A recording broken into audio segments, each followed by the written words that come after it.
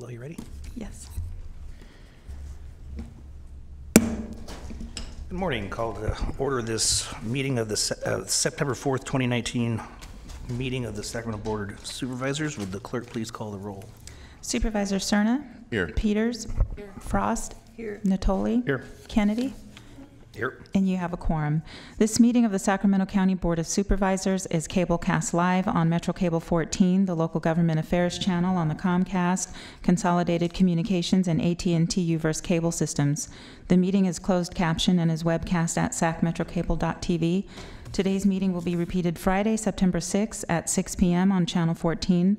This meeting is also broadcast live on KUBU Radio on 96.5 FM. A DVD copy is available for checkout from any local library branch. Members of the audience wishing to address the board may fill out a speaker slip and hand it to staff. When the chair calls your name, please come to the podium. Please take time to silence your electronic devices. Thank you very much. Would you please join me in the Pledge of Allegiance? I pledge allegiance to the flag of the United States of America and to the republic for which it stands, one nation, under God, indivisible, with liberty and justice for all. First item. Item 1 is the public hearing on and consideration of possible revisions to the fiscal year 2019-20 approved recommended budget. Mr. Gill. Mr. Ferguson is going to have a brief presentation. Great. Morning. Good morning, Mr. Chair, members of the board. I'm Britt Ferguson, the county's Chief Fiscal Officer. As your board knows, on June 11th, your board approved the fiscal year 2019-20 recommended budget, which provides appropriation authority for all county departments until the budget is adopted. That approved budget totaled $4.4 billion in appropriations for all funds and $1.8 billion for the general fund. I'm here this morning to provide an overview of our proposed revisions to the approved budget, which generally reflect the impact of new information available after the county's fiscal year 18-19 books were closed in late July. We had new fund balance and other information. In summary, we are proposing a net total $138.1 million increase in appropriations, mostly in non-general fund budgets. That includes a $120.7 million increase in appropriations to cover the rebudgeting of additional fund balance carry forward in revenue for expenditures on capital projects, equipment purchases, and contracts that were expected to take place in fiscal year 18-19, but were delayed for a variety of reasons. Almost half of this rebudgeting is related to capital projects in the airport funds.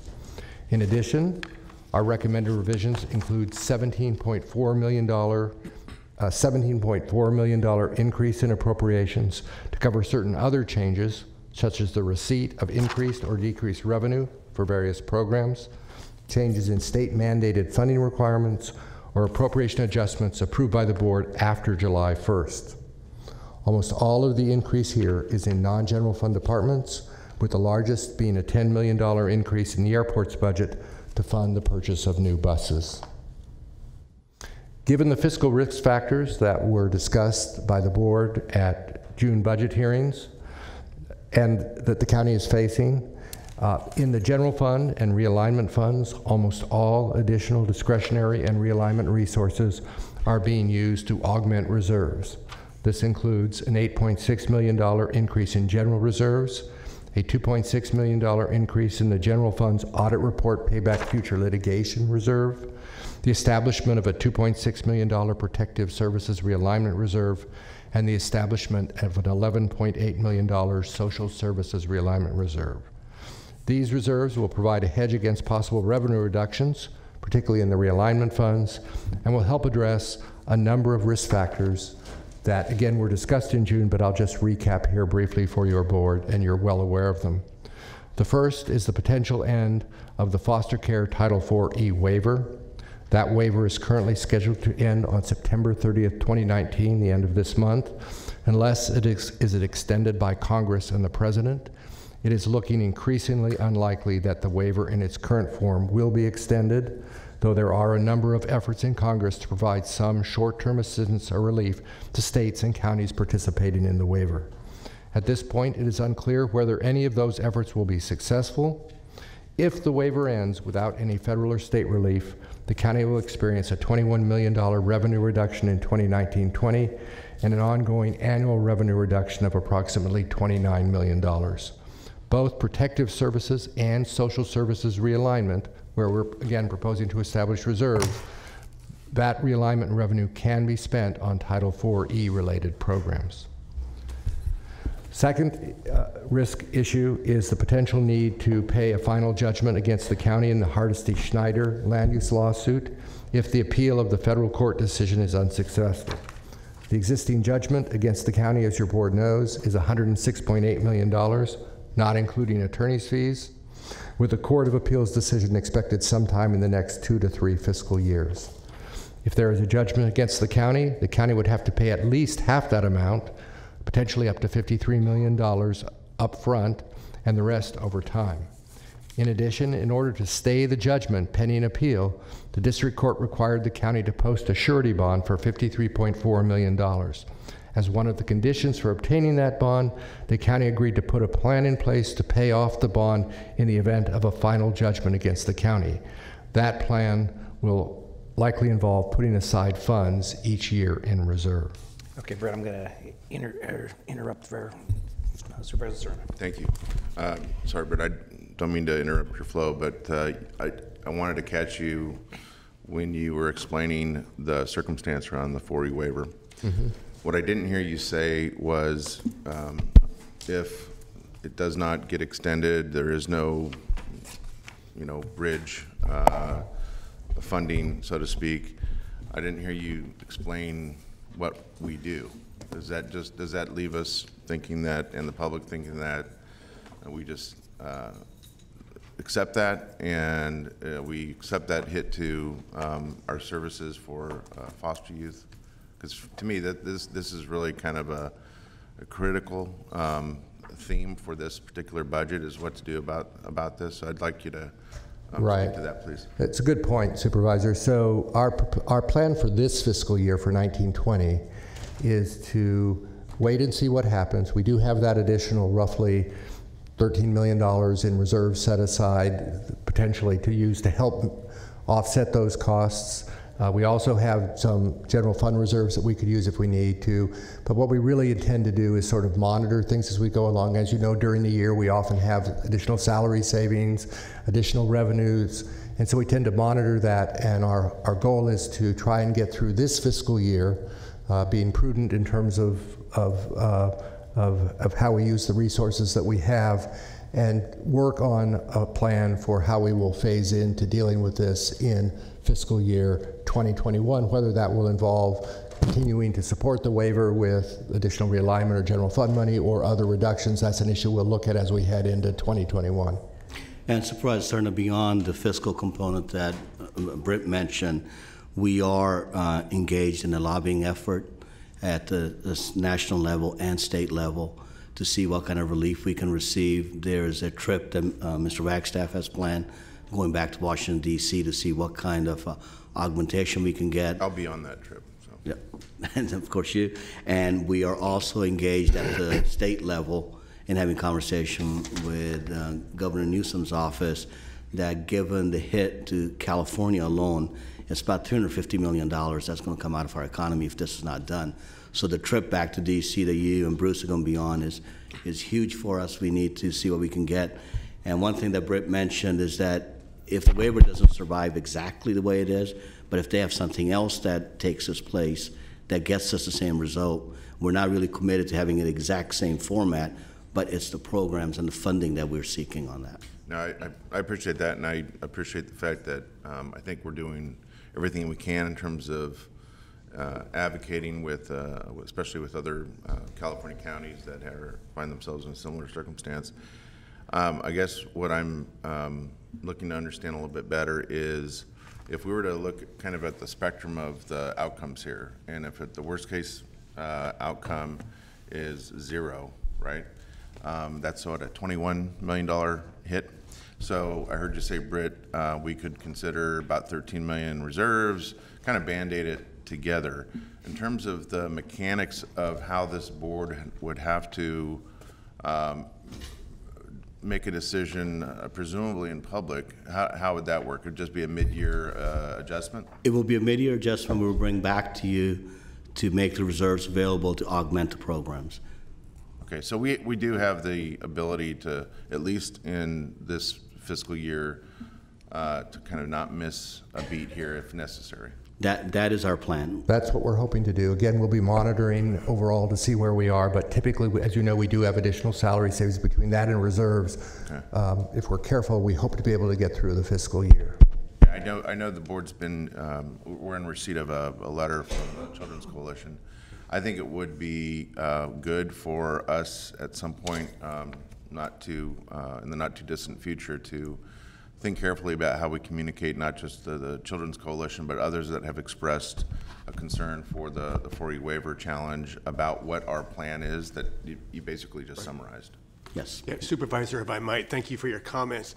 We should do that. That's a good point. But I wanted just to assure you we're in regular contact with everybody involved in the waiver, the providers, the advocates, and others on the status and giving them regular updates. But your point's well taken. No, I understand that. I just think maybe we need kind of an umbrella communique, put it up on our website, maybe if necessary, to explain what it is that we're preparing for. Yes, we could do that. Supervisor Natoli. Yeah, I just wanted to echo the last point. In fact, that's why I punched up, was to be sure, not only with the Children's Coalition, but we have other advisory bodies that certainly assist this board in matters related to delivery of human services, and whether it be the Children's Coalition, Human Service Coordinating Council, other bodies.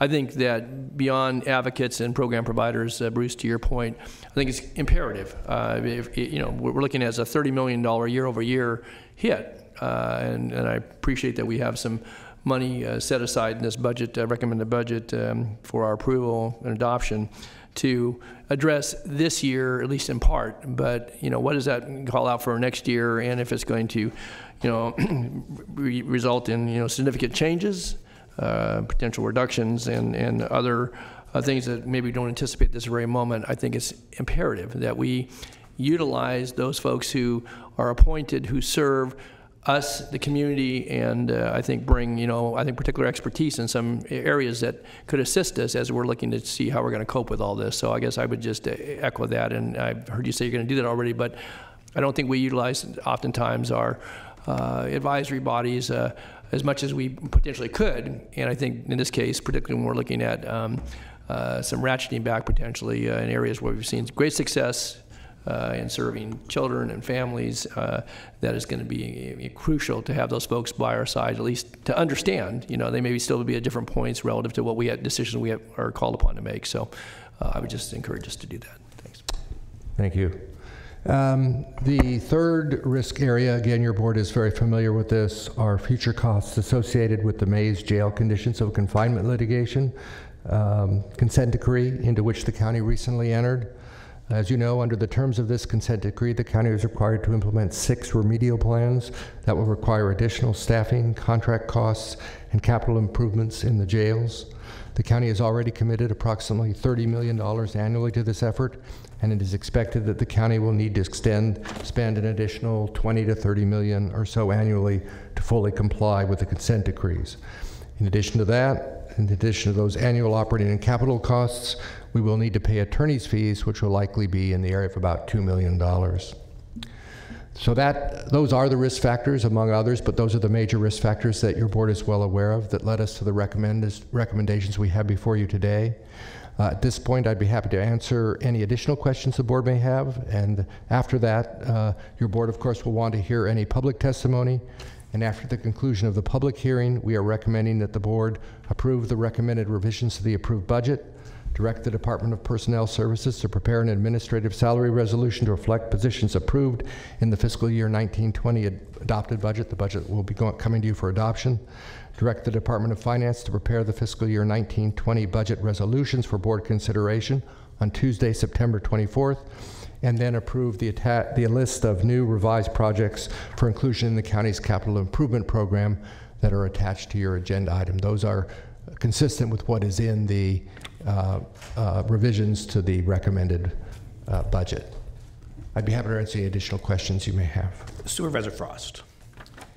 Britt, I wonder if, given the big expenses that we have coming and the potential for posting, well, one surety bond and potentially others to do the capital improvement and so forth on the jails, if there is a larger requirement for reserves associated with the bonding that we're going to have to do, and if that's kind of included in all this. So that's a good question. I don't know that there's any sort of technical or legal requirement for additional reserves, but to the extent that we build our reserves, it could allow us to reduce the amount of money that we need to bond for. And in addition, having significant reserves helps us in terms of obtaining a better credit rating on any debt that we might need to issue. As we looked at the budget this year, as you know, it was a balancing act in terms of the reductions that needed to be made in June. What we're doing now in terms of setting aside what we can, looking at the potential for the Title IV loss and all of those factors, taking that all into account. Obviously, as you know, we'd always like to build reserves as much as we can, but we had to balance that against maintaining programs and services. And our long-term goal is to have sort of a spending plan that is sustainable, allows us to have adequate reserves, but we have to sort of build that over time.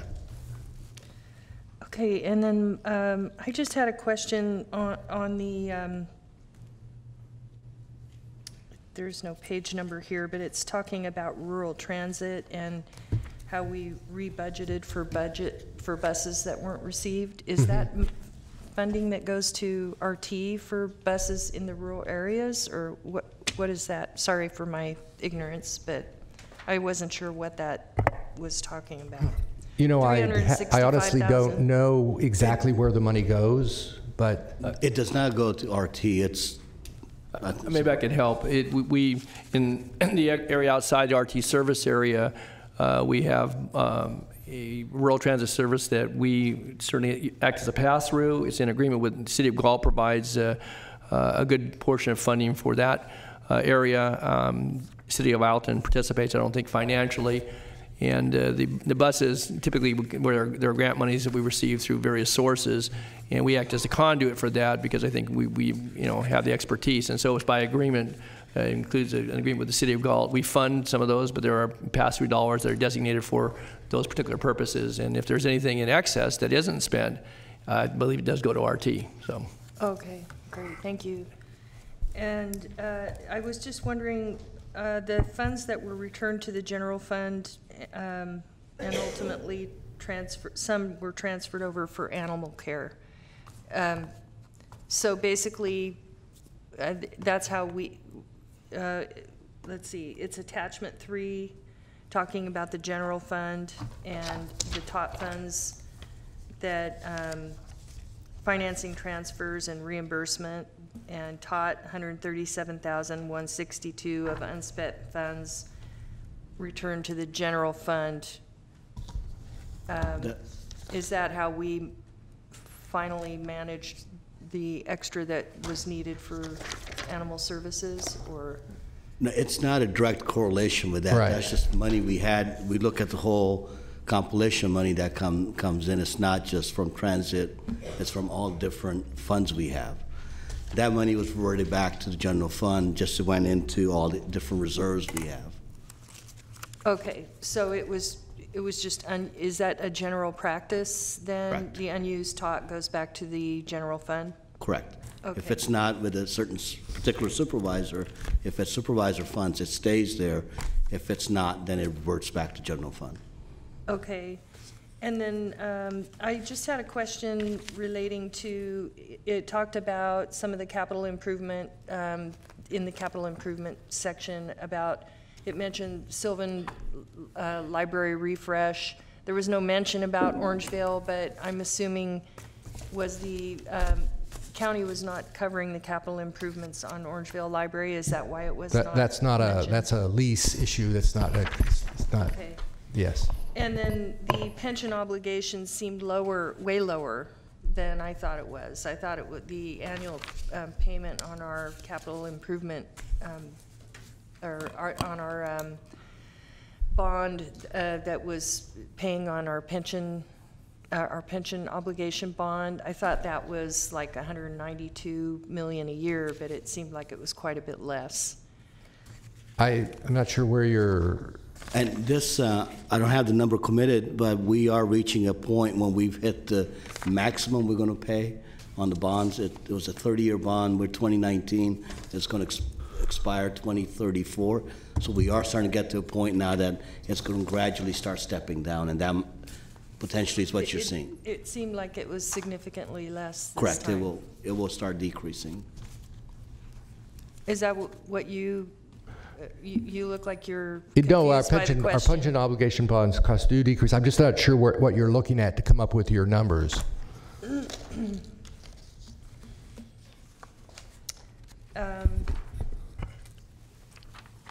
It showed about a $45 million Yeah, payment. I'm trying to find that page. Let's see. Sorry, everyone. What we can do, We'll we can look into 45 million reduction, and if there's no other questions, we'll research that and come back. I think I was under the impression, here it is, it's on page B44. Okay.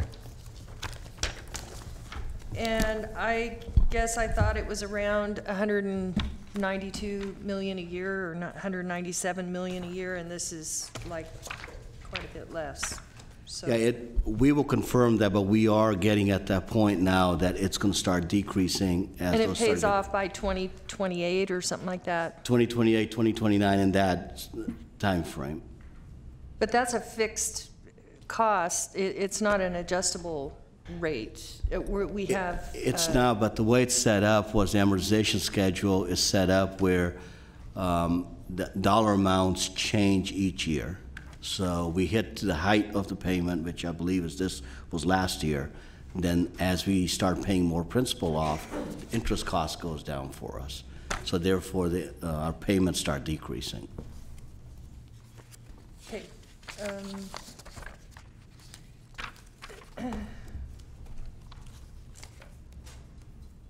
That's it. Thank you. Thanks. Supervisor Serna. Thank you. So I suspect that during public comment, we're going to hear from some folks, some of whom I know I've met with, and perhaps others on this board have met with, that have expressed concerns about county investment in our jail system. And as I mentioned to them during the meetings, I think there's been a little bit of confusion in terms of what we're being asked to do in this budget cycle relative to the main jail and the consent decree versus investment at our CCC. So maybe to get a little ahead of that and kind of set the stage and make sure everyone has the same understanding of what we're being asked to do. Britt, could you comment on that, please? Yeah, so as I mentioned, under the terms of the consent decree, we are required to make various improvements in the operations and of our jails, both our jails and in terms of the facilities themselves. The consent decrees allow us to phase those improvements in over a 5 to 6 year period. We actually started a couple years ago with some initial investments. This year, we are bringing that total annual cost up to about $20 million. That includes both ongoing $30 million. That includes both ongoing operating improvements, additional staffing, medical care, psychiatric care. The staffing is designed primarily to provide for better conditions for inmates in the jail in terms of additional out-of-cell time and other factors, additional mental health treatment services. And then we're looking at the initial work around designing an additional annex to the main jail that would allow us to establish, among other things, dedicated mental health and medical facilities, and a new booking and intake facility that would allow us to comply with the Americans with Disabilities Act requirement for some privacy for inmates as they're booked into the jail. So those are obligations under the consent decree. That will be phased in over the Britt, those are also obligations under the law. That's right. The reason that we're doing this ultimately is because we determined that we were that in the end that we are required under the Constitution, under the law, to provide services in that way. As your board is also aware, though, we are committed to looking at ways to reduce the population of the jail as well. We have a number of initiatives that the county and the courts have undertaken. Most recently, this budget includes a pretrial pilot project that we've just learned will be augmented by additional state grant money that we've gotten to look at diverting hopefully a reasonably significant number of inmates pretrial from the jails. We have a number of programs designed to release inmates out of the jail early into the community for work release the sheriff operates, or home detention programs. We have a number of specialty courts that are designed to divert offenders from the jails into drug court, mental health court, and those sorts of things. And so we're continuing to look at that. We're also looking at other alternatives potentially to incarceration for sentenced offenders that would be both safe and that evidence has proven would be successful in reducing recidivism. Of course, those are all efforts in the works. To the extent that we can reduce the population of the jail, that would mean that we would potentially have to spend less money on some of these remedial plans, and even though there would be a cost to some of that. So we're looking at it as broadly as we can. Your board has given us that direction in the end. In the end, though, we do have to comply with the law, with the Constitution, and so that's what we're proceeding to recommend in terms of investments. One of the advantages of the consent decree that your board has agreed to is that it does allow us to phase in these improvements. Not only does that mitigate the impact in any one year, but it gives us time to explore these other options and alternatives and do what we can to, in the long run, keep those costs as low as possible, consistent with our obligations under the Constitution and the law. And thank you for that thorough explanation. What about discretionary spending, specifically on RCCC? What are we being asked to consider in this cycle that's separate from the consent decree? Discretionary spending on the RCCC. So the budget as was originally presented back in June did not include anything other than the investments that were part of the remedial plan investments for the RCCC. There is also an SB 10 funding that was provided, that the county received a number of years ago to make capital improvements at the RCCC, mostly around programming, medical facilities, not actual housing, and that is still sort of working its way through the process. But other than what's required under the remedial plans, we're not putting additional discretionary spending into the RCCC. Thank you. Supervisor Natoli. Yes, Britt, a couple of different things, maybe just going back to RCCC, but we are in the capital budget. There are any number of projects that have been rebudgeted that were certainly in the information presented in June. And I contrast that, and again, I know that you heard certainly from this board member during the June budget hearings, but I remain concerned from a couple of different vantage points, not so much about doing needed repairs. These are assets that belong to the people of the county, whether people agree with the services that are provided in any particular realm, maintaining roofs and other critical infrastructure it's not just good business, but we have to preserve those assets. But what I'm concerned about, and this is the contrast, is that both in the parks and library areas, we year after year, in good years and in bad years, and I understand that there's a particular circumstance that relates to the parks budget. I'd like you to take a moment to talk about that.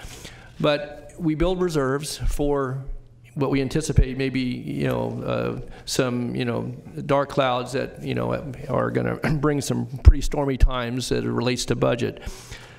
But this year's budget that we're being asked to approve contains, outside of grant monies, no capital for parks, and it didn't last year and it didn't the year before. And then I also look at the library, and I guess I'm going to express a little bit of disappointment here that a year ago when we were in budget hearings during this time, actually in June of last year, we talked about doing a master plan. I don't know that we've even got a consultant on board. Maybe we do. But that, to me, we've lost a whole year of budgeting. Things may get worse. And in the event of that, then it's going to be very difficult for us to make findings as it relates to how we move money around.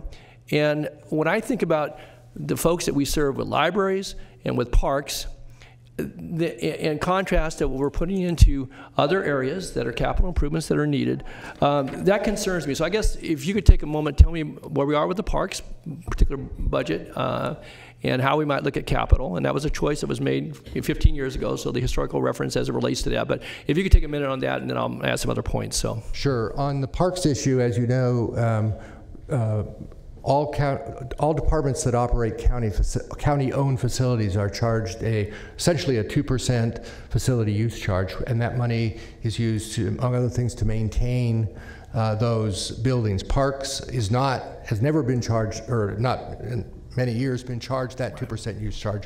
So that money is not available to be spent on parks. With regard to the library master plan, there have been some delays in moving that forward, but we just actually completed interviews along with the library staff, completed interviews with consultants. Mr. Lennon can address that in more detail, and have identified a consultant to enter into a contract with to move forward on that study. what's the time frame? It was a year ago we were going to have a master plan for this year's budget. Now we're into another budget year. Supervisor Natoli, the interviews for in the consultant selection process were actually last week. Mm-hmm. There is a final negotiation of scope with the consultant team that's going to be recommended to the Board of Supervisors to prepare that study. We're looking at about a 9-month period to complete that study. It'll include significant stakeholder and staff participation in the process. So we anticipate having the contract to the board in November. We'll also be, library staff will also be advising the Library Authority Board. Well, I'm going to respectfully suggest that we have that master plan prepared for when we consider budget next June. Again, that will have been basically a 2-year period to complete something that's very important, and I don't disagree that we need to have a plan for how we're going to spend our money. But it just seems to me, and then we lose to inflation, we lose to the opportunities that may present themselves as it relates to doing some improvements that I think are very, very important. And so again, I'm going to respectfully suggest that we have that ready for it so that it can be incorporated into our discussion next year. Couldn't agree more with you. It's unfortunate this thing got delayed. Our whole intent was to have a robust discussion with you this last spring. Right. I would like to have that before we get into any serious budget discussions. Same thing goes with parks, with 2%, with them opting out. Can't go back, undo history, but we are in discussions with Parks and Britt on how to bring them online, because there are some assets that need to have further funding and investment made in it. And it's just unfortunate that that decision got made, but we got to fix that.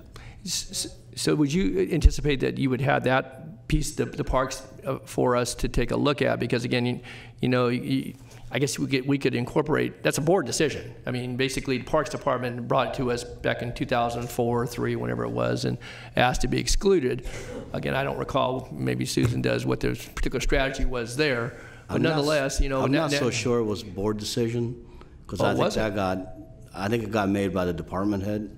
It might have been rolled into the budget. I don't think you took a vote on it. Okay. So that's the conversation we're having, is how do we rectify? If we need to come to the board, of course we will come. Right. But we do need to fix that issue. Okay. Well, I think it's important because, again, when we look at some of the assets, and I know we had damages with the winter storms last year. We've got other facilities, I'll be talking with you and Liz Bellis about one of our community centers that we operate. That the roof is in great need of repair. Now we have some money in operations and maintenance, I understand, but those types of projects where you have to come up with a few $100,000 potentially for those.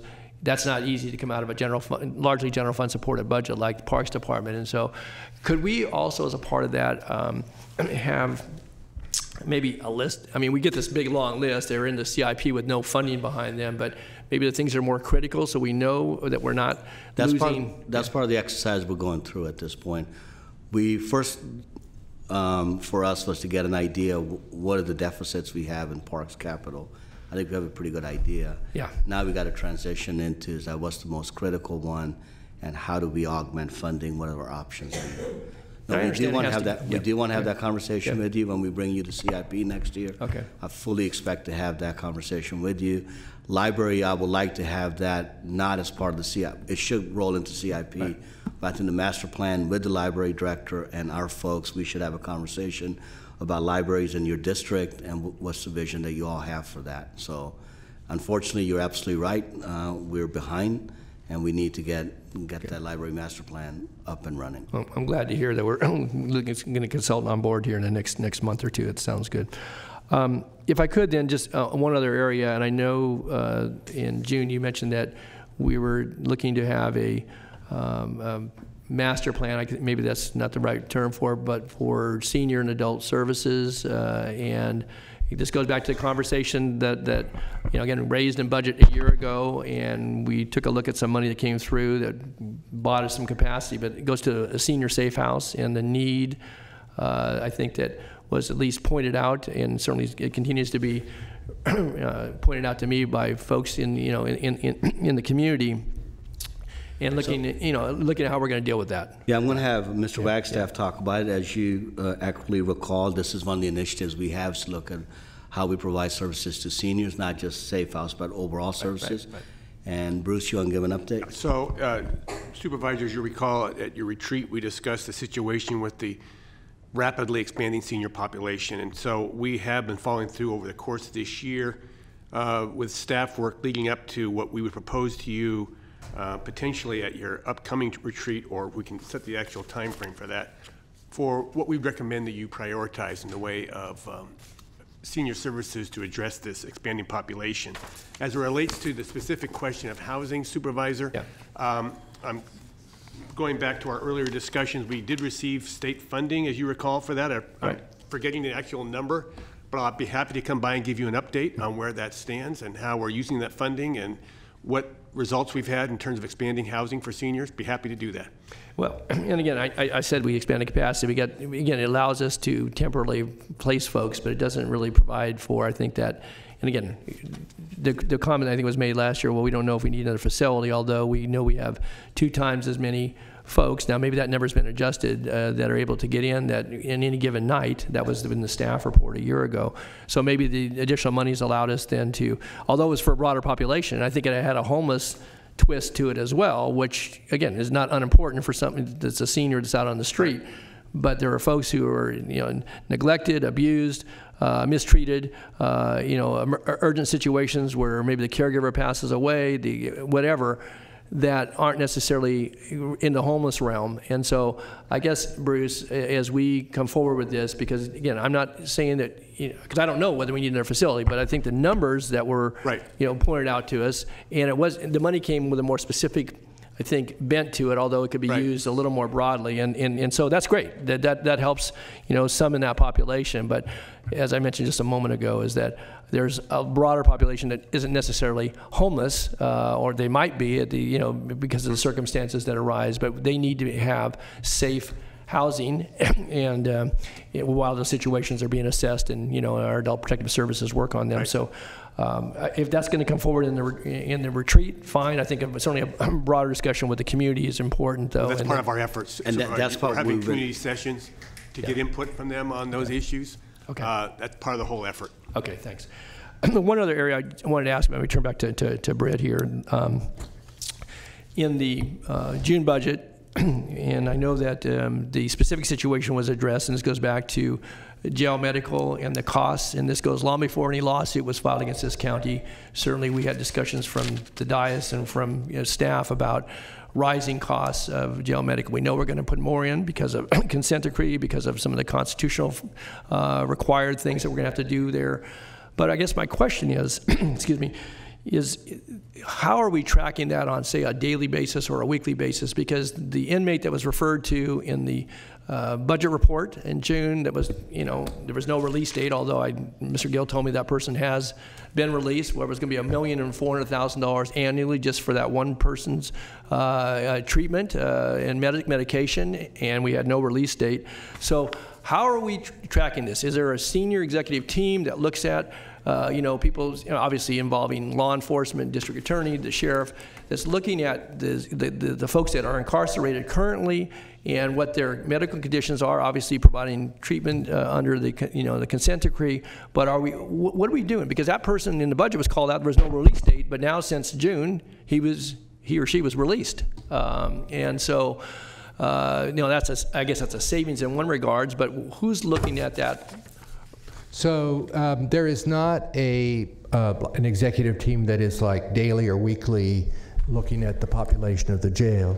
We have had a number of meetings over the last year or more with staff from Correctional Health and from the Sheriff's Office to talk about what we're doing to deal with high-cost inmates, and we will continue to have those meetings as we, on an ongoing basis.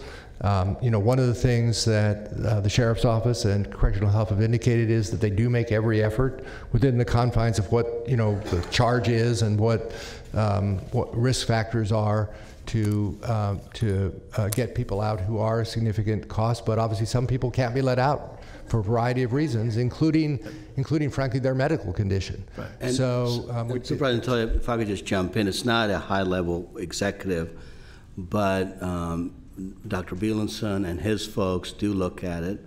As you know, some folks we can't let out. Right. We have to provide the services Right. for them when they're in our custody. We take care of that, and if there are other options that are available, that's when the DA, sheriff, and the judges get engaged, and that's what Britt and his folks have been engaged on with work on the jail side. But I can assure you this much, is that the department does look at it. They do pay attention to it.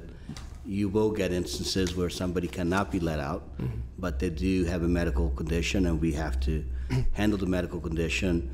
And we don't go in it with the mindset, I think you know this, with a cost mindset. If there's a medical problem, Right. we have to handle that medical problem.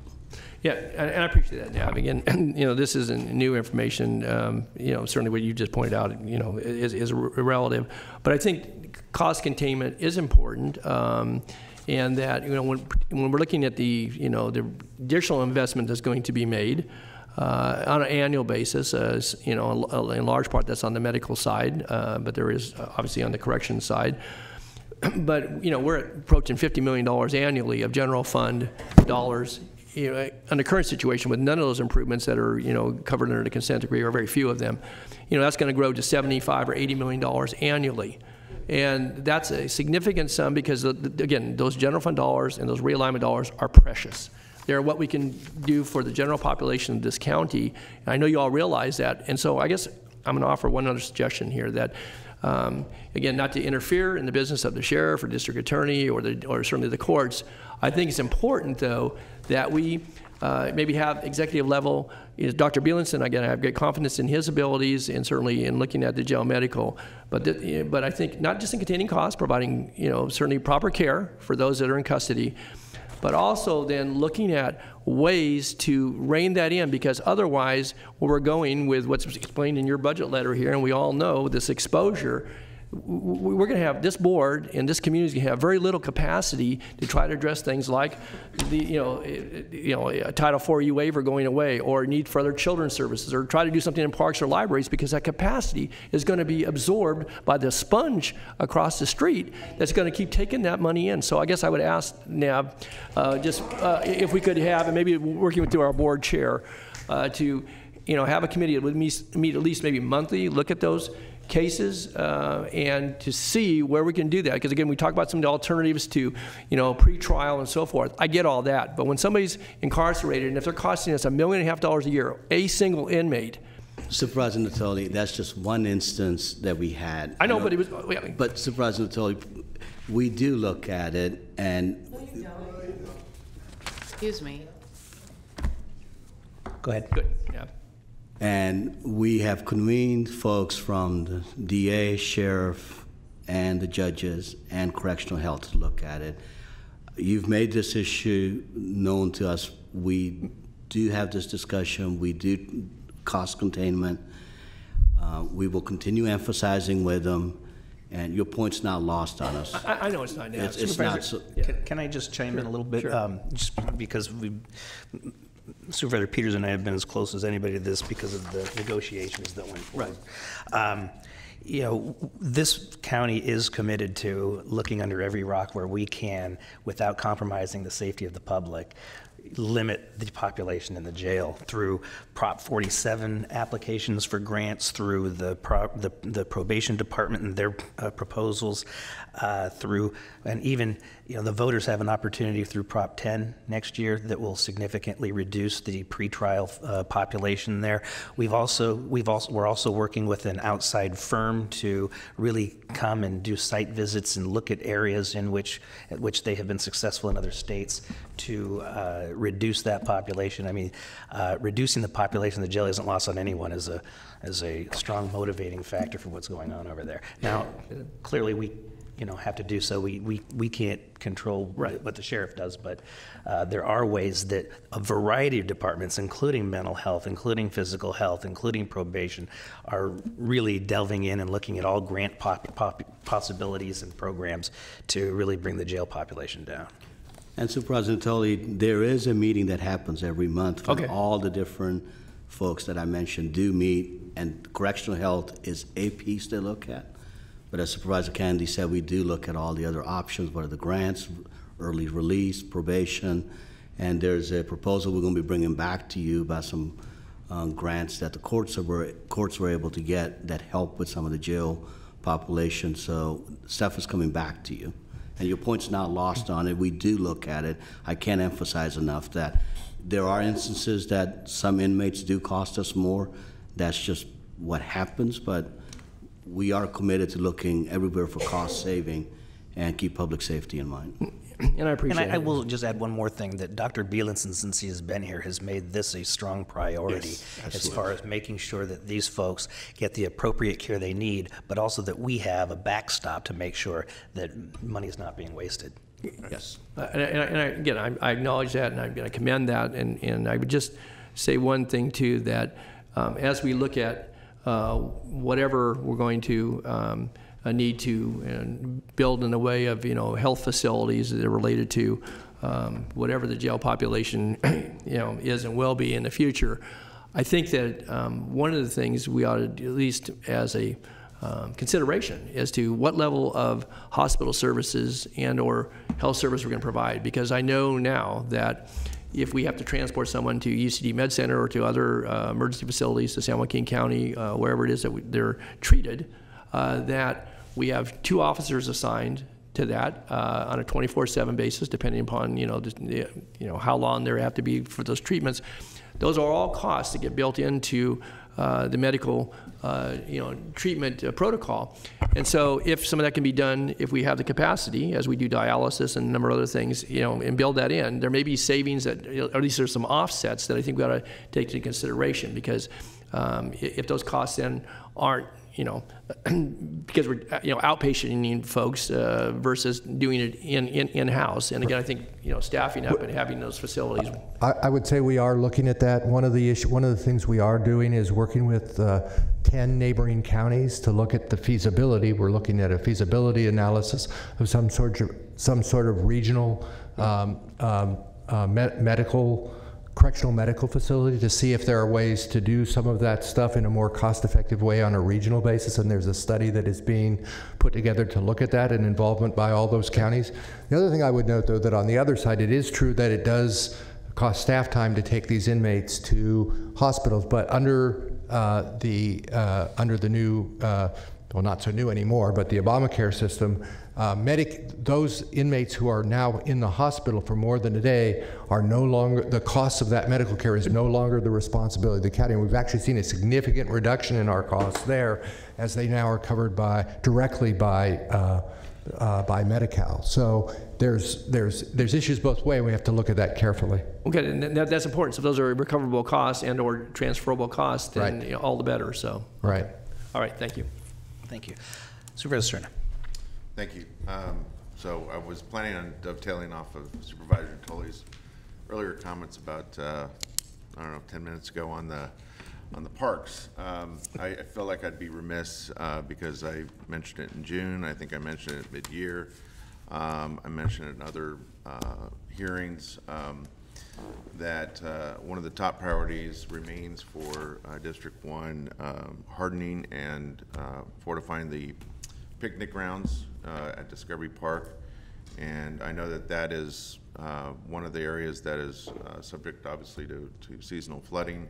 But the longer that we wait to really make a durable facility there for the public, the longer the existing facility is going to, become that much more unacceptable. So we really want us to make sure we prioritize that, and whether it's through some process of prioritization later in the year relative to parks, that's fine. But again, I'd be remiss if I didn't put on the record my desire to see that done sooner rather than later.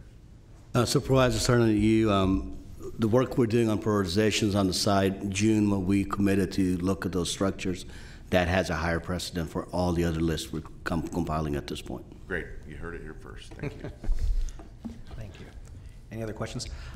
Okay, I just have, Britt, a clarification, and you had sent out a response to a question that I had about Mental Health Services Act, and I appreciate that, but just for the record, because Mental Health Services Act, we all know, is extremely confusing, and if you look at a sheet like this, you can alarm people into thinking that we have this huge stockpile of money sitting aside that we're not spending, but in fact, that is not the case, and that many of the funds that show here as reserves are actually already budgeted for and planned for, and part of the program that Dr. Bielenson brought forward a few weeks ago. Is that correct? That's correct. That's right. On August 6th, actually, I believe you reviewed and approved the Health Services Department's plan to basically spend down a significant portion of the reserves and fund balance in the Mental Health Services Act fund to aggressively implement new programs, and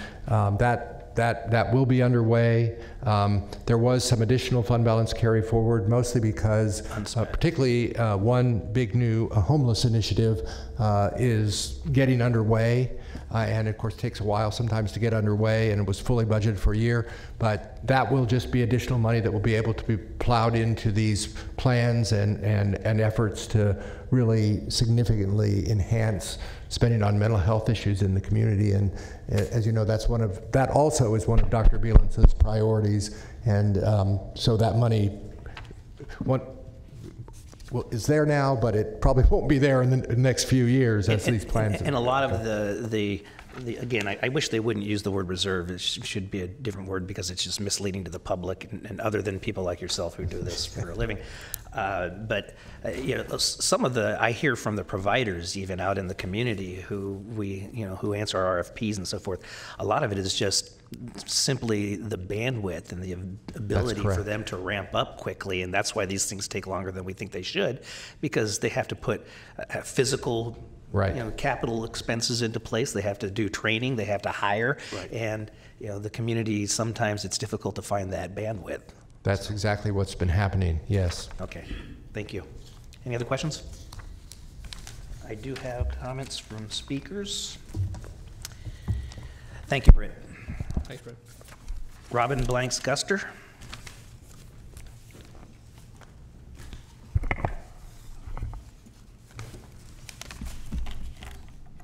Good morning, honorable members of the Board of Supervisors and guests. My name is Robin Blanks Guster, and I'm an appointed member of the Sacramento Children's Coalition. I'm also a retired nurse. Right now, I'm also a substitute ex-para-educator for the Elk Grove School District, and I'm a member of the Medi-Cal Dental Advisory Board, the First Perinatal Equity Initiative, the Maternal, Child, Adolescent, and Health Board, and also an ex-secretary of the SETA Policy Council. I'm here because we are tasked by the Board of Supervisors with providing recommendations on how to better serve the needs of all children in the county. Many of our most vulnerable children populations are acutely dependent on critical allocations from the county in the areas of health services, child protective and other social services, and support for foster youth. I happen to be a mother of 5 children, 14 grandchildren, and 1 great-grandchild.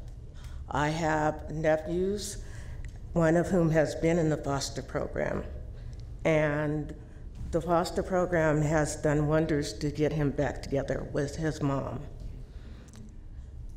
Particularly prevention and early intervention programs are key in helping children and families before they need the critical services, which are often much more costly and harmful in the long run. This is true because I had one of my oldest sons who was also at the Stanford Settlement Program.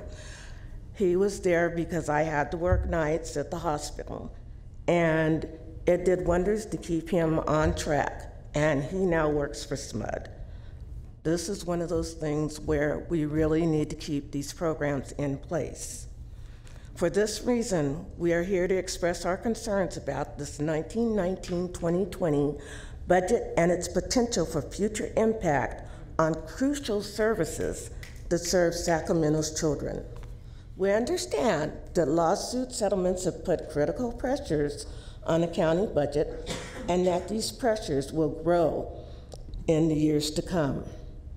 This, along with the expiration of a major funding source for our county's primary prevention and intervention services to children and families, the Title IV waiver demonstration project will result in an estimated $30 million annually and reduced services to the county's foster youth.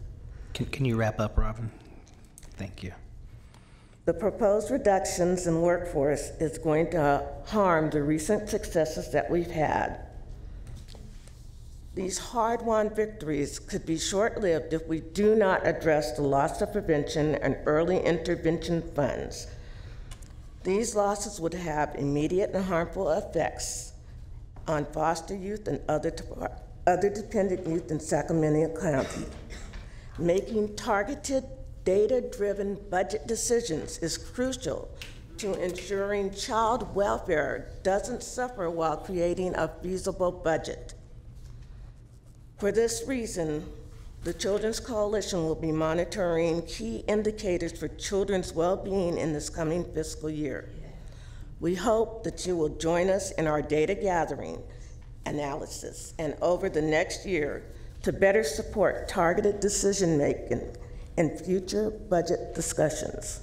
We also invite you to attend any of our budget and Sacramento County Coalition Children's meetings. Thank you very much for your time. Thank you, Robin. Supervisor Cerna. Thank you. So just to follow up on that commentary, and I'm looking at you, Bruce. Sure. I think one thing we might want to consider doing, and perhaps we're already doing it to some extent in preparation for the trip to Washington to speak with key members of Congress on the various bills that are in committee that would give California counties some breathing room here on Title 40 waiver, is perhaps collect some real real-life testimonials from different advocacy groups that explain just how important the Title IV waiver has been, right, and what it means to them in a very practical sense if it disappears and we don't have any relief. I think having those in pocket would be helpful, right. And I think some of the data that was mentioned might also help us in our effective advocacy. Yeah, if I may, Supervisor, thank you for those comments, and thank you to the Children's Coalition for their comments. But we've done exactly that.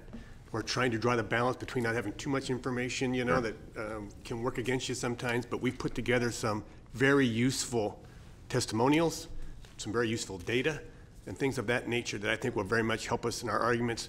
Bear in mind also that so is LA County, so is San Francisco County, so are the other jurisdictions, so is the state of New York, et cetera, et cetera. So it's an all-out effort to try to get relief here, and we certainly recognize the impact, and we're trying to do everything we can to get a good outcome here. Thank you. Thanks. Robert Copeland.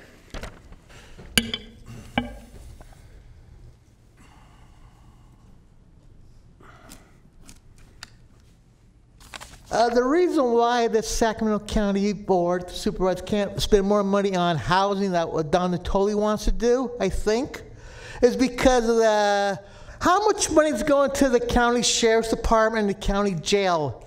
So a lot of those people do not need to be in jail. They can be let on OR, waiting trial. Another point is, you can't get mental services in jail with all that stress. I mean, really. If you let them out on either on ankle bracelet or some OR type program or a work release, they can do their time, or even people that are being convicted, they can do their time that are non-dangerous ones, not the people that are going to be the hardcore rapists, murderers. They should stay in jail, I believe that. But the non-violent ones can be let out early. And the jail expansion doesn't have to cost so much money. I mean, if you have less inmates, you can do a better job, and the public will still be safe. Thank you. Thank you, Robert. That's Robert. Liz Blum.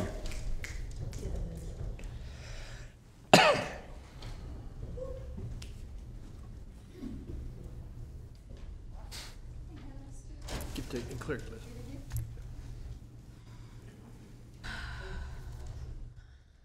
So this is our frequently asked questions sheet. Good morning, good to see you all again. And I just feel like one thing hasn't been said about the lawsuit, and the information that you provided was accurate, but the lawsuit does not require $150 million to be spent over the next 5 or 6 years. It doesn't require any specific amount of money. We are in support of meeting constitutional human rights, and the lawsuit, or Sacramento County was sued not because it was targeted, but because Sacramento County Sheriff's Department was and is violating human rights. So just to break down where all the money is coming from. So $89 million is coming from SB 1022 to build 7 new buildings at the RCCC jail expansion. Does the lawsuit require 7 new buildings to be built at the RCCC jail, at the Elk Grove jail? Does it? I don't believe it does. And then I believe it's over $8 million for the tower that is planned to be built right next door at the downtown jail. I don't see that being required by the lawsuit either. My understanding, thank you, Sue, for explaining this to us, is that in order to meet the ADA accessibility requirements in the downtown jail, it's going to decrease the capacity of the downtown jail by 30%. We see that as an opportunity, not to replace that and expand the capacity of the downtown jail, but to take actual tangible steps with community oversight committees that actually address the fact that we can decrease our jail populations here in Sacramento County that does not decrease public safety at all. And when we talk about public safety, are we talking about the safety of people in the jail? Are we talking about the people who are, that's the public as well. It's not just people with money. We're not talking about just that portion of the public. I also want to talk about the fact that when you do other projects in this county, you usually are good about having a process that includes the community on huge projects that are going to affect our lives, our brothers and sisters' lives, our everyone in our community's lives. And we have not seen any community engagement for this jail expansion and these decisions being made.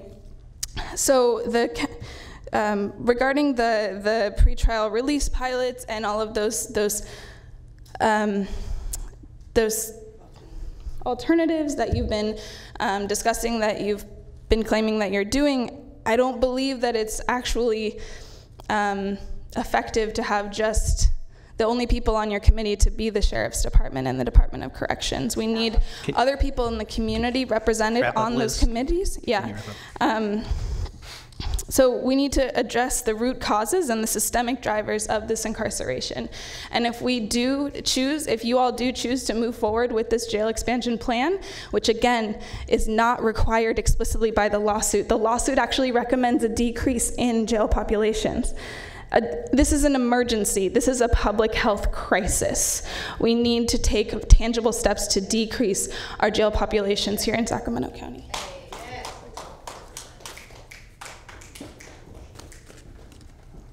Lillian Glambin.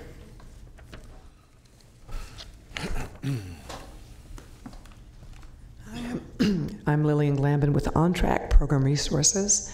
We're technical assistance providers with a specialization in culturally competent behavioral health services.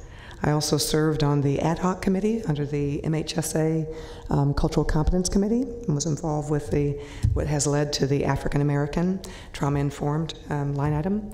And I'm here because I got an email yesterday that the September MHSA Steering Committee meeting is going to be canceled, and there were things I wanted to say there. I didn't know last night I was going to come here, but something came into my heart, and I'm glad that I did, because there's some tie-ins. One of the reasons why I was hoping there was going to be this meeting is at the last steering committee meeting, there was this mumbling around the innovations project. And it sounds like, if one can infer, and I looked at the your last meeting when, with Bielenson, Dr. Bielenson making his presentation, that it looks like there's going to be one innovations project that it's been it seems a little secret. And it sounds like it intends to be with law enforcement and around reentry populations. Again, it's been very vague as to how it's been communicated. I just want to remind everyone that MHSA dollars, by statute, need to have community stakeholder engagement. And before this innovations project, which is a part of MHSA funds, I'm looking forward, and many of us, my reaction is not alone. Many of us that were at that last meeting was like, what's going on here? It feels like the innovations opportunity has been taken off the table. There are closed-door conversations deciding how this is going to go. And that's not the spirit of MHSA. So I'm hoping that with the board's involvement, that to see that is addressed. Also, I just wanted to clarify, there's a comment that I made at the very first meeting that Ryan Quist, the new behavioral health director, was at, that I've heard that has been taken a little out of context. I had said for the African American line item, to incentivize collaboration. What I meant by that was with the unspent funds under PEI, and again, innovations, which seems to be, I don't know if it's still an option. Again, I hope whatever that innovations plan is, I hope that part of that plan is going to involve community organizations, because if you're talking about a reentry population that has close to 40% African American, that how could it possibly be innovative if it does not involve community partners? And when it comes to the $600,000, I'm so grateful. I know it's more than has ever been allocated in this way, very grateful. But there is a one-time opportunity here with these unspent funds to add to that. And I think Bielenson had talked about, how do you call it? Service capital, I think was the term he used at the last meeting. There's an opportunity with that service capital to join with the $600,000 so that community partners can partner with the county to collaborate with each other. I can think of a couple of groups that could take that $600,000 and it would be just, but in order to allow us really to work together with the county to use that unspent dollars in this rare, unique opportunity. So that's pretty much it. And I do want to make this one last comment. Since again, no coincidence, I'm friendly with someone who has been a lifer at San Quentin. He was released after 33 years here in Sacramento County. He was violated on his parole and spent 9 days in the county jail. He said it was the singular most traumatic experience of his life. And I just want to put before you all that a lifer from San Quentin saying that his experience here in the county jail was one of the most dehumanizing experiences that seemed intentionally designed to break his spirit. That's coming from a San Quentin lifer. I'm just to put that in context. So thank you. Thank you so much. And again, Could we not shout it? You got your card in, you'll have your chance. Key and Bliss, please.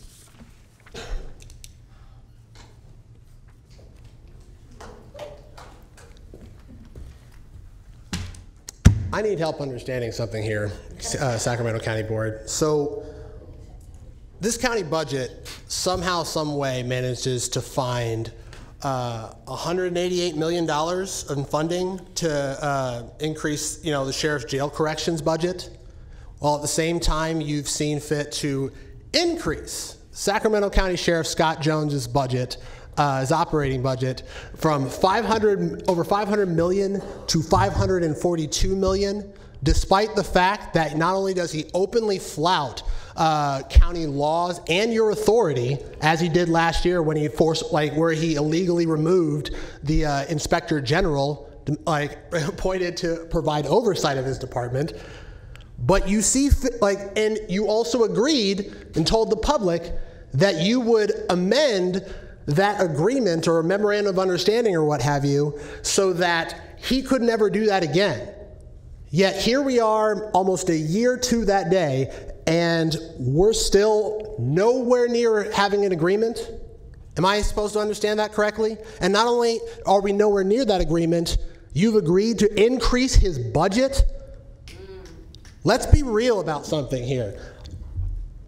I have talked with numerous members of county government and city government. I've heard it up and down. There is no love lost for this man, and yet you see fit to give him more than $500 million and increase his budget, while at the same time asking taxpayers to fund an expansion of the county jail, despite the fact that it is how much of a monument of oppression that is. I've been in the jail. I was one of the 5 people that was arrested last year at the height of the protest against the district attorney and Sac PD and county sheriffs. And I've seen firsthand those squalid conditions that the sheriff's department forces people in. Over 16 to 20 people crammed in a jail cell about 12 to 16 feet, alongside rotting food and soiled bath toilets with only one sink, so corroded and disgusting that you can literally taste the metal and copper that comes out of that water. Barely any phone time whatsoever, any time out of those jails. This isn't a hard decision. You have money all over this county that you could be taking from instead of from key mental health and child care services. You're literally cutting basic social safety nets to fund that monument to oppression and that racist fascist sheriff who has no respect for your authority, much less the will of the voters, of which, if I need to remind everyone here, he only represents 145,000 people. That's how many people voted for him out of 1.5 million. Can you wrap up? Thank you. Make the right decision. Show us that you actually have some backbone and that you control the power of the purse, that you have authority, oversight authority of this sheriff. Don't reward him for his absolute disrespect for our authority, we the people. Take that money. If you're going to need to comply with this consent decree, you can afford to take $150 million out of his budget. Period. Thank you.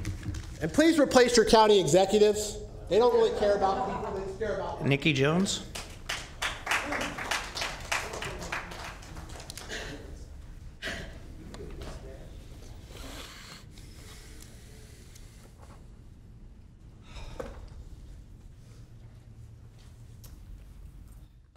Yeah, just Thank you, Supervisor Natoli Cerna, for asking some of those questions about parks, about libraries. These are the services that we need in our communities. Mental health services. We're gonna need these in the long run. Our communities need them now, and the idea that we're inflating a correctional budget.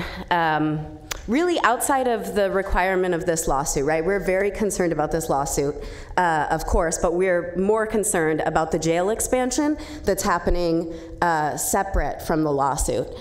And Natoli, I just wanted to mention to you, today at noon at the Broadway Public Health meeting, the jail health head of Correctional Health Services is going to be giving a presentation on jail health. So if you are interested in those intersections, please come out. Everybody. So, you know, our concern is that is not that you are trying to meet the constitutional needs of the people inside the jail. It's that for all these years, the sheriff and y'all haven't been. That's what this speaks to. It speaks to the fact that probably since it existed, this jail has been violating the rights of the people inside of it. And that's just not okay. And we also know that the lawsuit recommends that the best way, like Liz said, there's no money that the lawsuit says the best way to meet the terms of the lawsuit is to reduce jail populations. Y'all have a really, really meaningful opportunity to reduce jail populations with this 30% decrease, and instead, like Keon says, we're building this man a new tower. We're expanding the sponge. How much? This new tower. I get it. We need to have 40 more inpatient intensive units in the jail, right? How about 30 more for behavioral health? How about 40 more at Schmidt? We need those in our community. We do not need those under incarceration inside these cages. No amount of money will make these not cages. These people need out. They need care. These people need care before they ever get to this place. And if we continue to fund the way that we're funding, our services are going to be depleted to the point, and we're already almost there. I mean, look at homeless services. Y'all throw homeless service money at the police. It's as if we don't have any answer to social or health problems except this criminal justice arm. And that's a hammer, and it's not going to work because we're not nails. We're humans. Okay? We need real assistance, real care, and we need real investment in our communities, which is not happening in this 1920 budget. Thank you, Nikki. Mackenzie Wilson.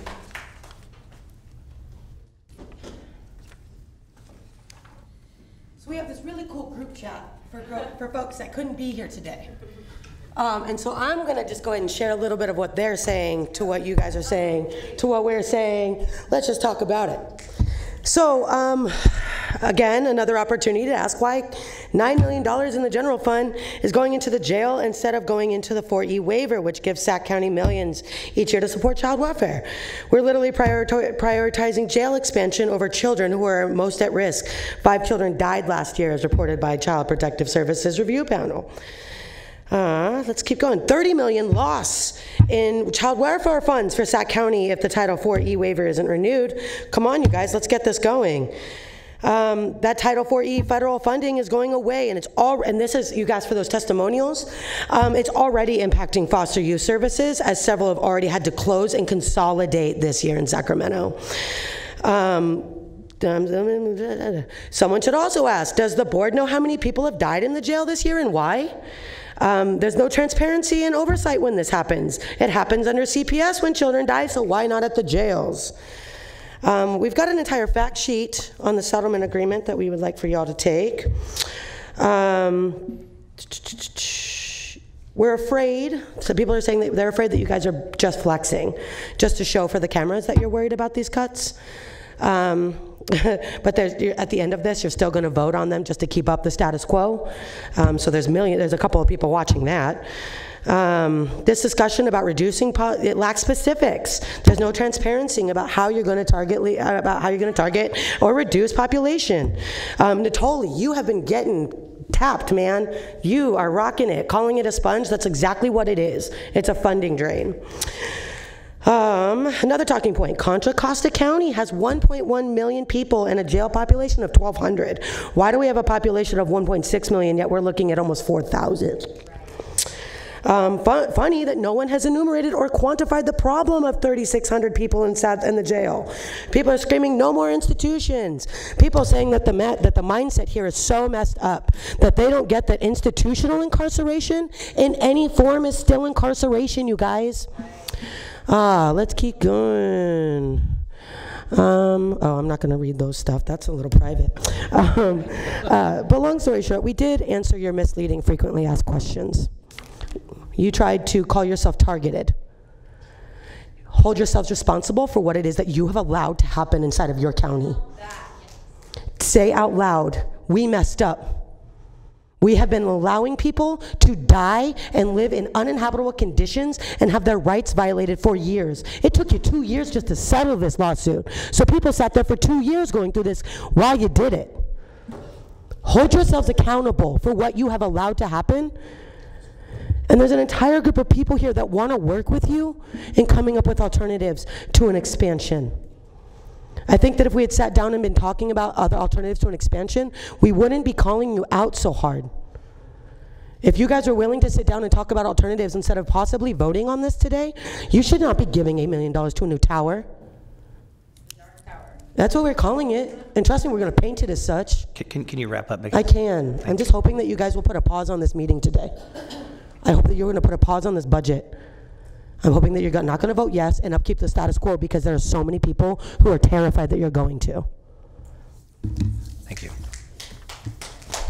Ava Nadal.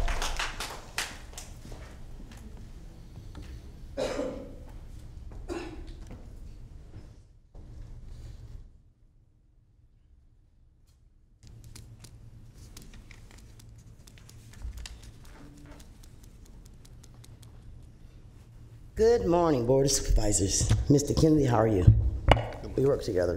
If you remember me from Curtis Park Senior Development, when the seniors almost getting their evictions last year. I was the state representative for Alliance for California Community Empowerment, also national for Center for Popular Democracy. Watching the housing crisis, I expected to see the homeless grow. May 1st, I was on the way to an orientation to become a child care provider because there's a lack of, and my God, we have no child care. So I'm an early childhood major. I married 43 years to my husband, who once worked at the Sac County Jail for a short, brief period because he could not stomach the way the inmates were being treated. And with compassion and morals, it was impossible to continue to work there. 1995, I was 39 years old. I'll be 64 years old this year. I have 7 silent illnesses, but at the hands of Scott Jones Jail, right there at 651 last year, I was arrested and charged with lynching after a 6-car pileup that I was a victim of with 2 of my children in the car. My children were handcuffed to beds, told their parents were crazy as I, who on May 4th of 1995 was attacked by my client off her psych meds. She didn't mean to hurt me, but she only knocked me backwards, and now I have spinal stenosis, fibromyalgia, 7 silent illnesses, and I walked in here not in a wheelchair. Because most everybody, my comrades around this country, know I marched for tens of thousands of people for rights. Came from segregation to California to be privileged. How privileged is when you watch Keon get arrested the way I did last year on G Street when those, what were they? I thought they were gangsters who arrested him.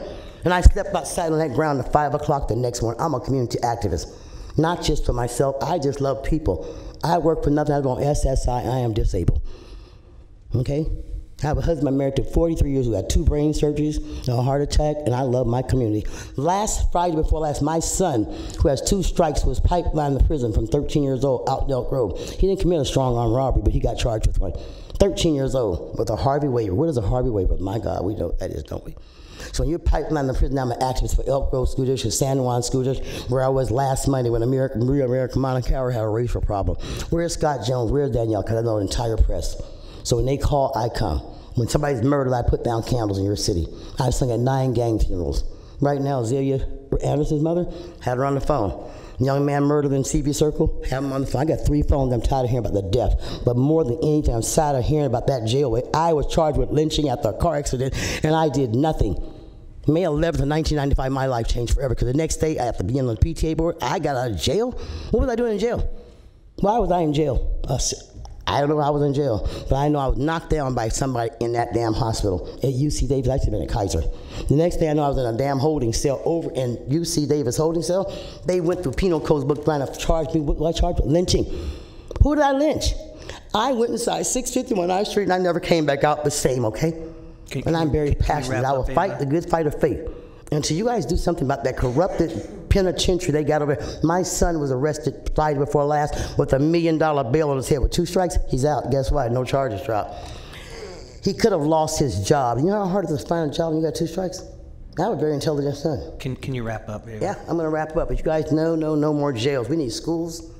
We need child care. We need housing. We need housing. Everybody on you promised me nobody's going to get hurt on that May 1st. Why was that woman's arm broke? Why was McKenzie and LB arrested? Hey, arresting people, mass incarceration. We have more blacks right now in jail than we did in slavery in 1800. Read 13. Melinda McCracklin? I don't normally act that way. That was class in Cherokee, but I think there was something about that time.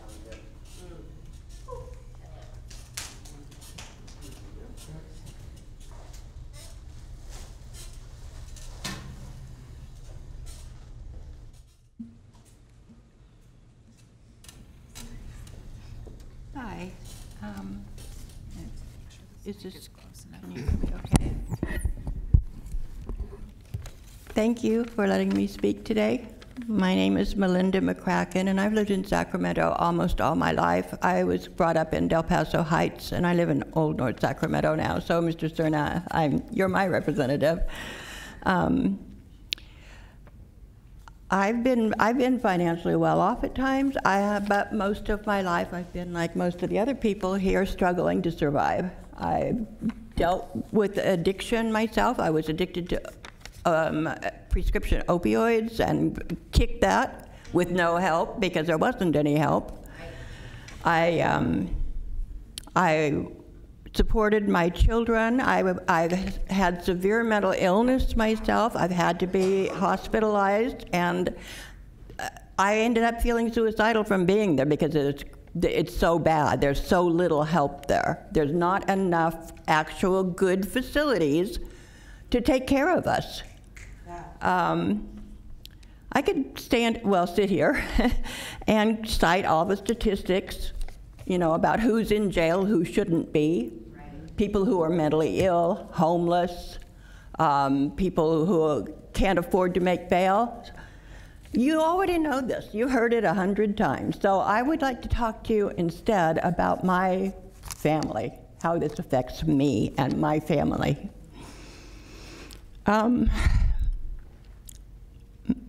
My little grandson was 5 years old, and he had 3 cousins who were his constant playmates, his best friends, and their mother had a boyfriend who was a small-time drug dealer, and she happened to be at his house when he got arrested, so she got picked up too.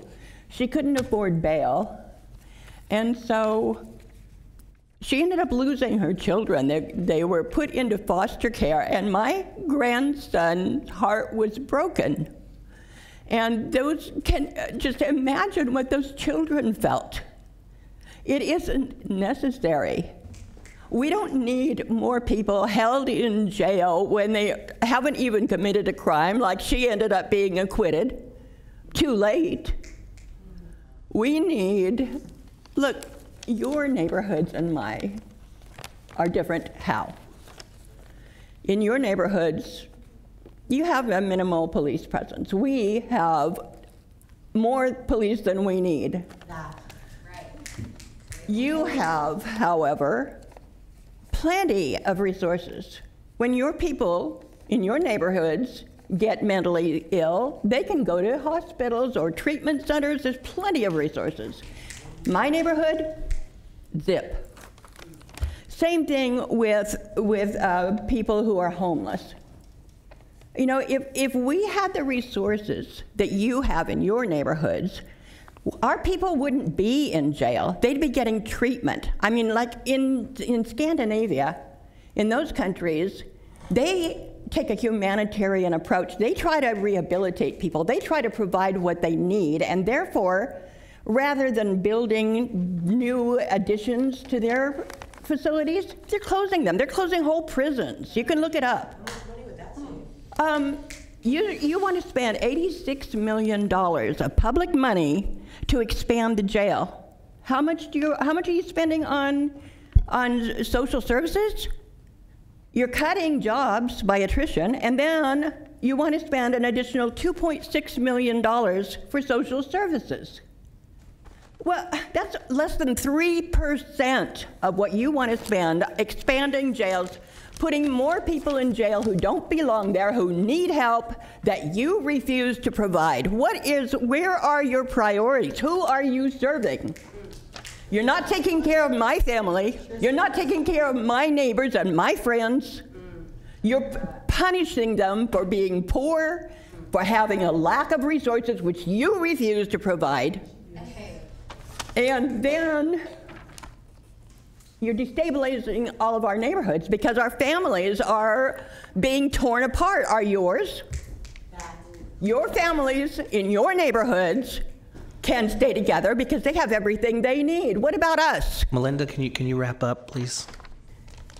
Yes. Thank you. I just want to know, the people in your neighborhoods, a lot of them would just assume that poor people didn't exist, or if we do, not to be around where we could affect their property values. Is that what you're concerned about? Is that why you want to put more of us in jail?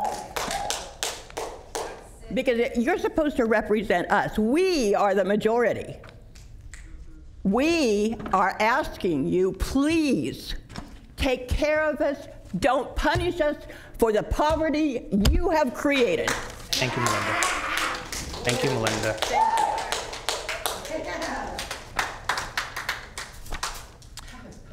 I believe I have another card coming down, so I will wait for that.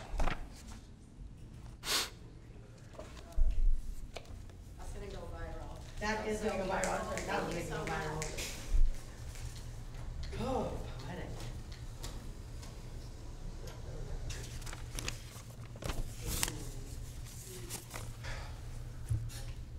Is there another card? Yes.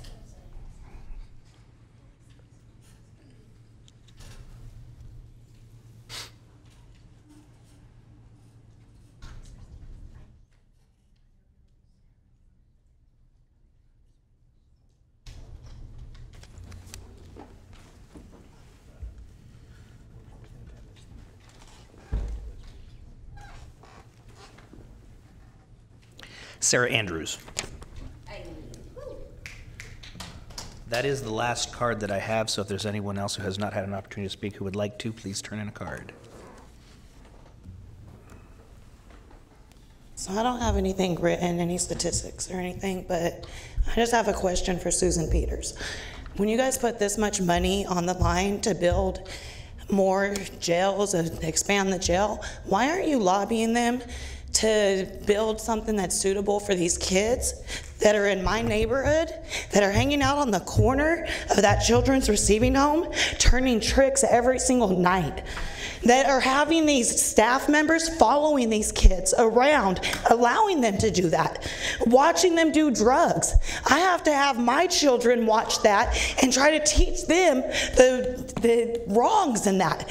When I go to the white neighborhoods in your district, because I live in Arden Arcade, when I go to the white neighborhoods in Carmichael and Citrus Heights and those type of things, you show up to those events. I take my kids to those events too. But when we have pop-ups with Black Child Legacy in the Arden Arcade area, I've never seen you there. I've never once seen you there. Why do you show up there but you don't show up for our kids? Why aren't you lobbying them for this money? Expand for our children, expand for the unhoused. It's not just a city problem, it's a county problem as well. We have homeless people sleeping right in front of our house half the time. We have to go and give them blankets and food and invite them in. Like, it's ridiculous. Why aren't you lobbying for this? I go and take my dogs on a walk and people are sleeping right on the sidewalk in your district. It doesn't happen in Carmichael. It doesn't happen in Citrus Heights. They're hidden over there because you guys send the sheriffs over there to go and criminalize them. All I'm asking is to lobby for that. There's other ways. You know, in New York, when they have services like this for the children, when they have to unfortunately go in here, they don't use it in a private sense. They invest in horseback riding for these kids. They invest in events for these kids. It actually ends up helping them instead of hurting them and putting them in the jails like you guys end up doing. So why don't you look at that system? Look at other systems instead of voting on this today and invest in our unhoused and our youth. Thank you. As I said, that is the last card that I have from the public to speak, so we'll bring it back to the board. Is there questions or comments from the board? Mr. Natoli. Yeah, I just certainly appreciate the comments and testimony here today. I guess I wanted to ask Nav and Britt, because it kind of goes to a budgetary matter, but I think to maybe a larger discussion for the community. Britt, you mentioned, and certainly it's been noticed previously, that as we're looking at dealing with matters in the jail about potentially a bond issue, I guess I would maybe offer as a consideration before we get too far down that road, that obviously you've had the offer from folks here in the audience, but others to have a conversation. People may not see the necessity in it, so maybe you're going to be at different polls or positions. But what I wanted to ask, though, is that I think recognizing some of the other needs, some of the other shortcomings that we have, shortfalls relative to facilities. Obviously, staffing is a big part of our budget, and support for our providers that are our partners, and certainly county staff that deliver those services. I'd like to have an opportunity, and certainly I offered this through the chair, that we have whether it's a workshop setting or discussion about some of those areas. If we're going to look to bond to build whatever is determined needs to be a part of the jail, and people can determine as expansion or other health facilities or whatever, because all those strategies that we talk about are not going to happen overnight here.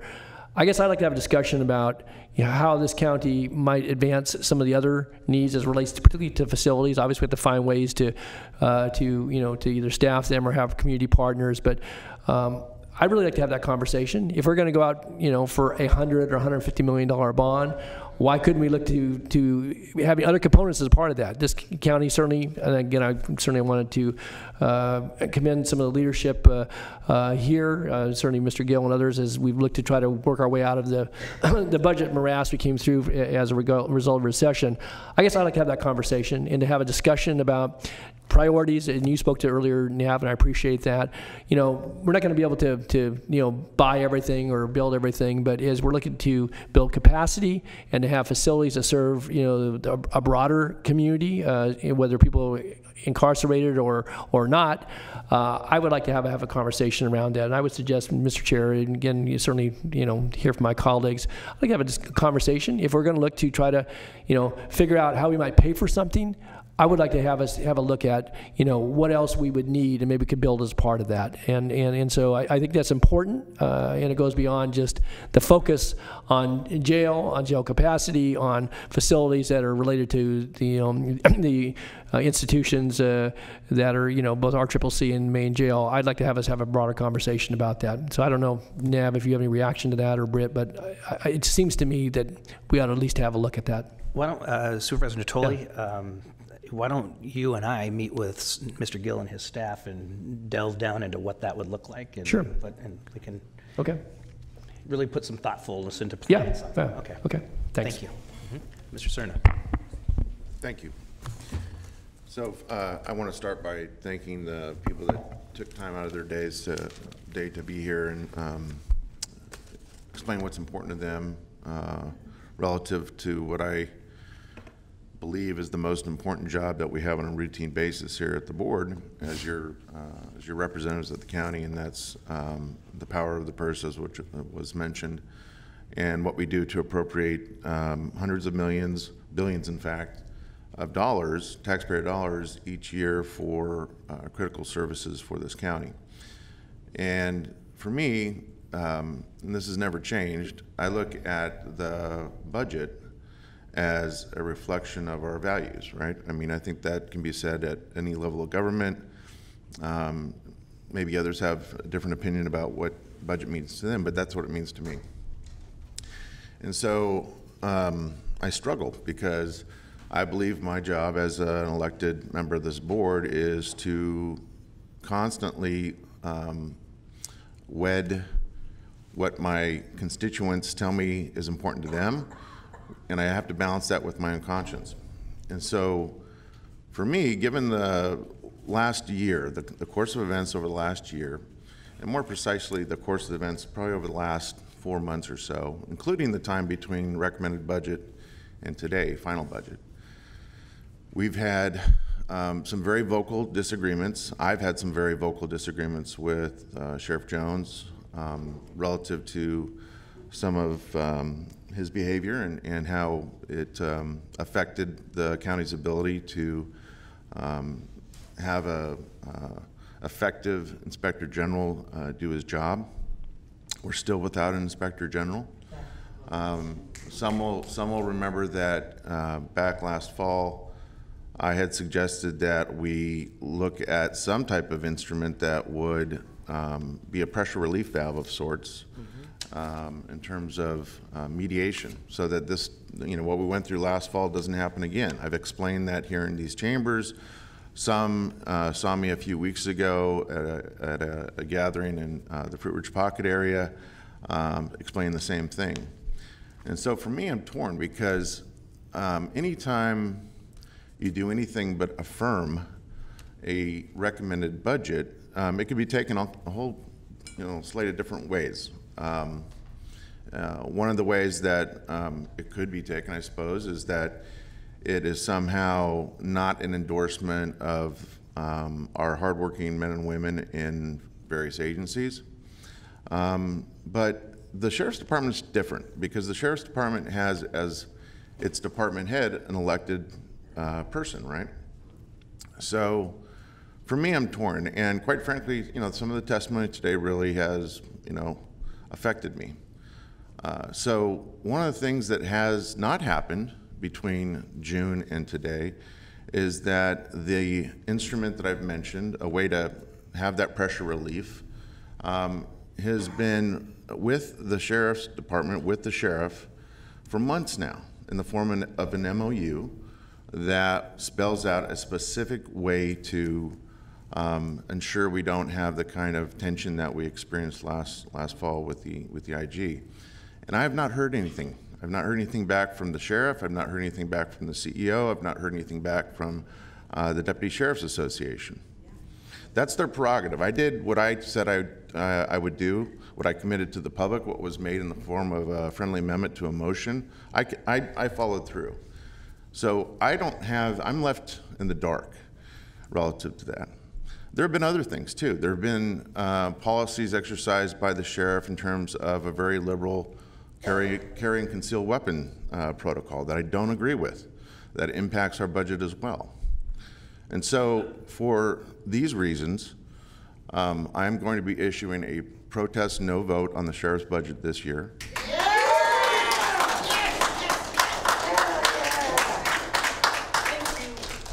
But I wanted to make it very clear why, okay?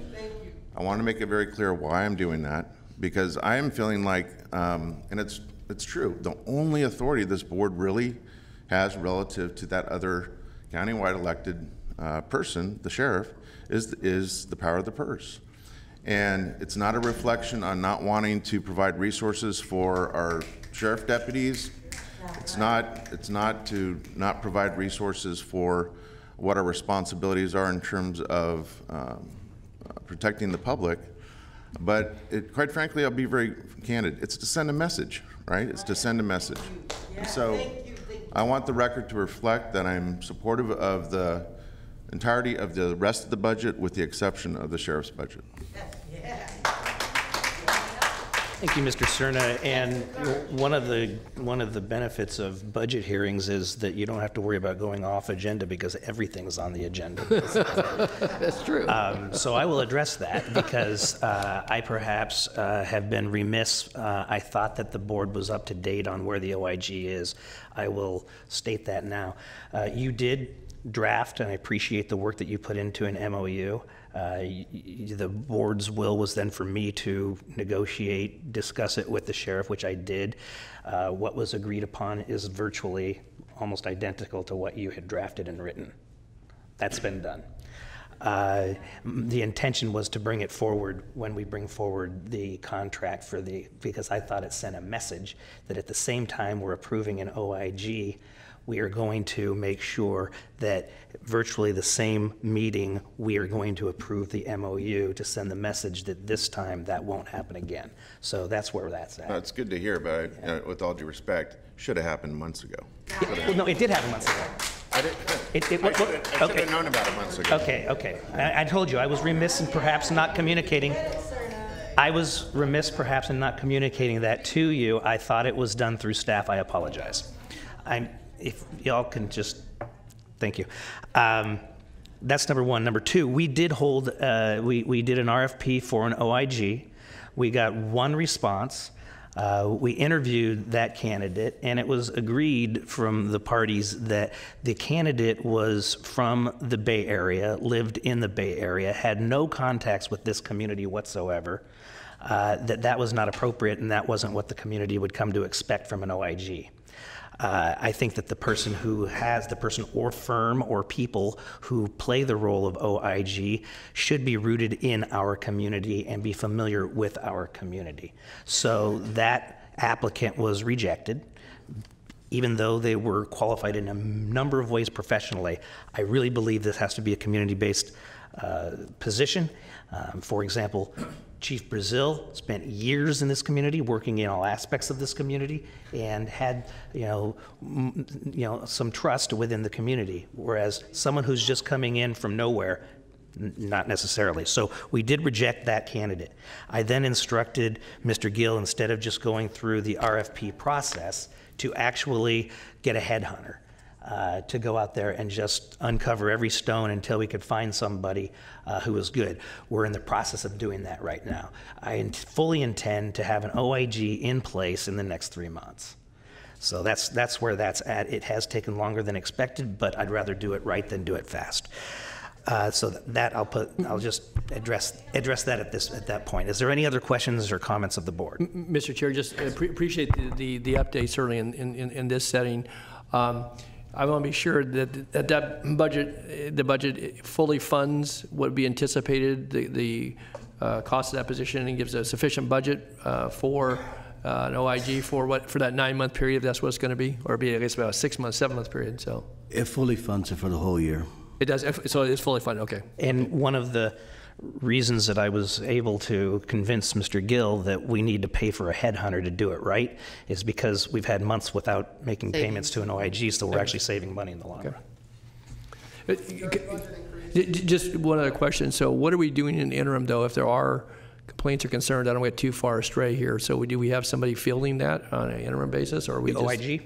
Yeah. So no, we're not. I have spoken to, just as a courtesy, and because of his experience with Chief Brazil, and his feeling was that a few months of delay isn't going to make any difference, because if there was an incident that were to take place today, it would still take that amount of time to go through the investigation and for the OIG to actually play an official role. Right, but if I could, and I missed Gil wants to weigh in, but I just want to say that, but there is another component beyond the incident. There's certainly standpoint to have the community, be able to go to an independent body, a person, a firm, and it could be complaints related to treatment, to other concerns about conditions wherever they might be, whether it be in one of the jail facilities or elsewhere. And so, I mean, that component, obviously, there's nobody to receive those calls currently. If we get a complaint, we do have outside firms that we engage to help with complaints. Okay, so we do have some backstop, again, recognizing it's not, the adequacy may be, not what we would expect, but at least we're not bare in that regard? No, we're not. We will have somebody look into it. Okay, thank you.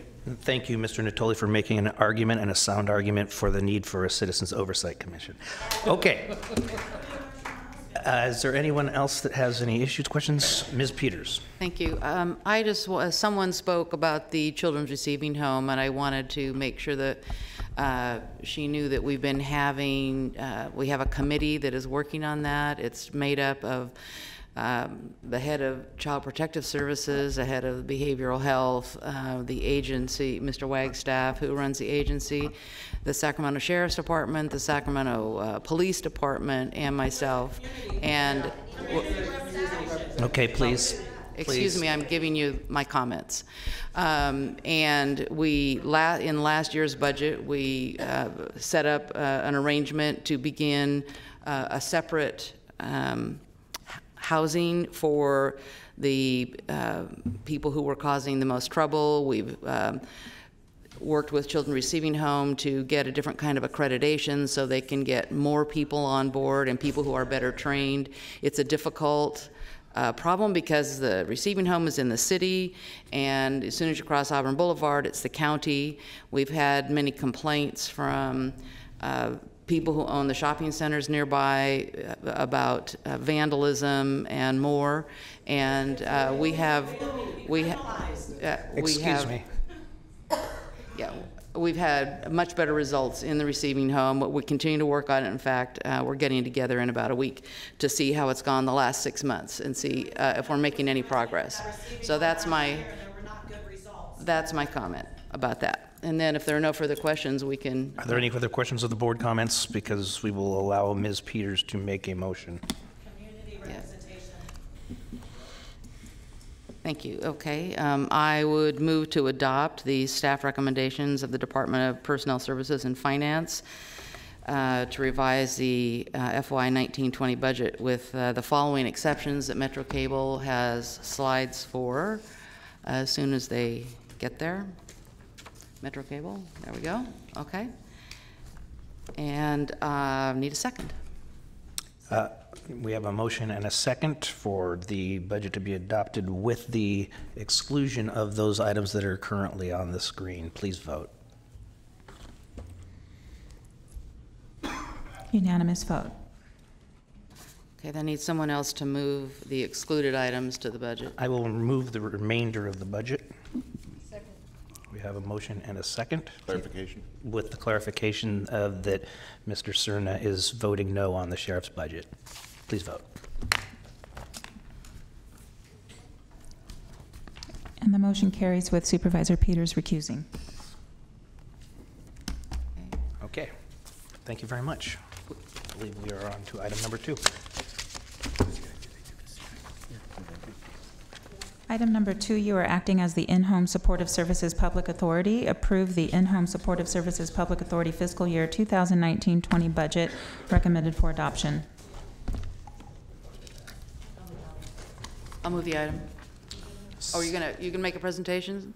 Sometimes you do and sometimes you don't. No, he doesn't need. Only if you want. I'll second. And might I make a recommendation to next year's chair that we put this poor gentleman first on the budget? We have a motion and a second. Please vote. Thank you. Thank you. Sorry about that. All right, I do have a few Unanimous cards vote. for off agenda, which again, whatever that is today, I don't know. Are we doing capital improvements? No, it's not on the agenda. Okay. Third bullet. Okay, thank you. Doing that separately? Is the CIP included in the staff recommendations above, or do you need a separate motion on CIP?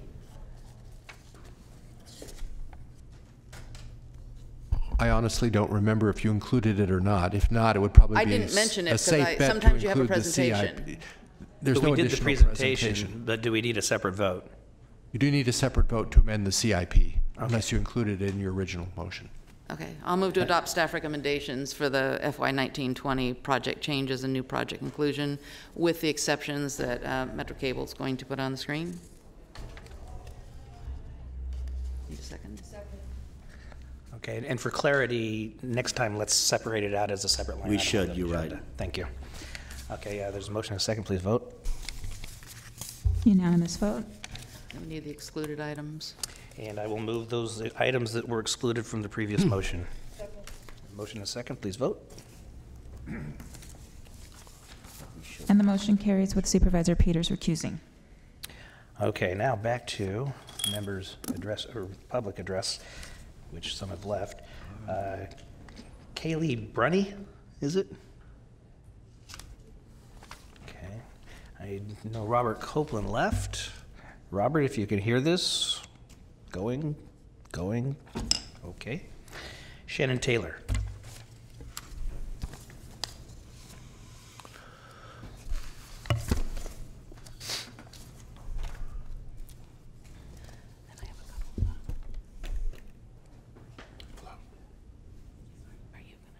floor. Oh, sorry.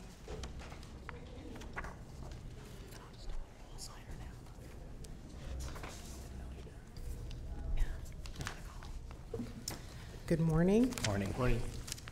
My name is Shannon Taylor, and I'm the Regional Director of Operations in Northern California, representing the Telecare Corporation. And at Telecare, we provide behavioral health care services to individuals in Sacramento, throughout California, and several other states. And we've been doing this since 1965. Telecare has offered a diverse and evolving array of recovery-centered behavioral health programs, and today I am very proud to introduce the newest addition to the Sacramento County Behavioral Health Pool of Excellent Mental Health Services, and that program is called the ARISE program. It is one of the programs that was awarded the RFP to serve up to 200 individuals, adults, who may be at risk of or currently experiencing homelessness, who are also justice involved, and who have been recently discharged from psychiatric acute care settings. The ARISE program is similar to other Telecare programs, one of which you may be familiar with. It's called SOAR. It stands for Sacramento Outreach Adult Recovery. The ARISE program is, we like acronyms at Telecare. ARISE stands for Adults Recovering in a Strength-Based Environment. The SOAR program has been in operation since 2010, and it is currently serving 250 community members with severe and persistent mental health challenges. The SOAR program is located in the Arden Arcade area on Fulton Avenue. The ARISE program, we expect, will be located on 1103 North B Street. That's in District 1. And similar to the SOAR program, we hope to achieve we've experienced tremendous success with SOAR. We hope to experience the same with ARISE in helping folks achieve their wellness goals. Goals such as obtaining permanent housing, achieving educational success, whatever that looks like for the individual, and then also interpersonal fulfillment, employment, sustainable employment, and also physical wellness, and so on. And particularly for me, as a Sacramento native, I graduated from Florin High School, and I also graduated from Sac State. And I realize how the growing need of the unserved, the underserved population, folks with co-occurring disorders, folks with chronic homelessness, folks with a complex physical health and behavioral health needs. This is a needed service, and I'm grateful and thrilled that we have the opportunity to serve our community members in this way. The location that we are hopeful to get licensed and obtain all the zoning approval, not my element of expertise. We hope that that will carry out in the next couple of months, and with board approval should open early 2020. So January 2020 is the target. And so right now we're just beginning, well, we want to get the word out. We want folks to know that we are hoping to serve more individuals where they're needed. And so that starts here. We also will be at the city council meeting in a couple weeks, and then we'll get some mailers out and expect to have an open house in a couple months to welcome the community and answer any questions you might have, and really just open our space to get ideas and share who we are and the results that we've achieved over the years. And so I've distributed a brochure And my contact information is there. I've also reached out to Supervisor Cerna via email, and I will continue to let the community know that we are grateful to be a part of the recovery process and the behavioral health system. And we've had great partners with Sac County. So thank you for your time. I appreciate it. Great. Thank you for being here. Great. Thanks for all your work. And thank you. Be sure when you look at the location, you look heavily into South Sacramento. Agreed. Yeah.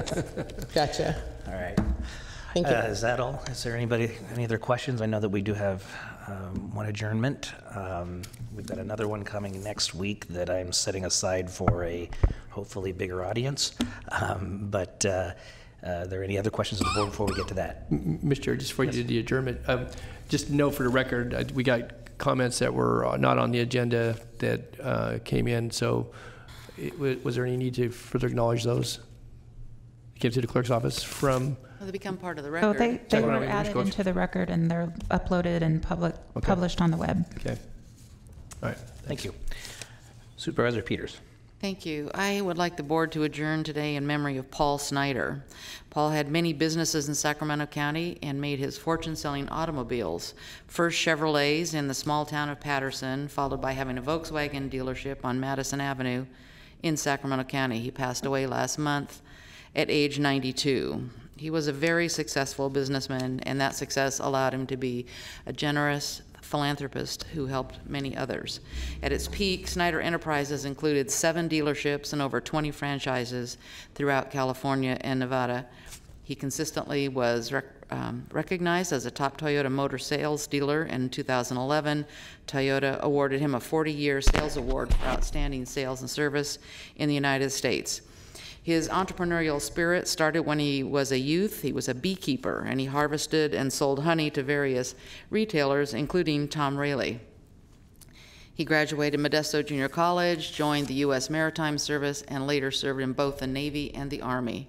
After military service, he went into the car business, and as they say, the rest was history. He was an avid outdoorsman and donated millions of dollars to international wildlife conservation. He also raised a lot of money for the River Oak Center for Children, the primary charity for decades for Paul and his wife of 40 years, Renee, who survives him. Their contributions over the years have helped children needing behavioral health and mental health services, and he also supported many other charities. He is survived by his daughter, Shelby, and son, Blake, in addition to Rennie. Paul took pride in his businesses, and that he used that success to help many others, and I would like the board to adjourn in his memory. Thank you. Thank you very much, and with that, we will adjourn in the memory of Paul Snyder.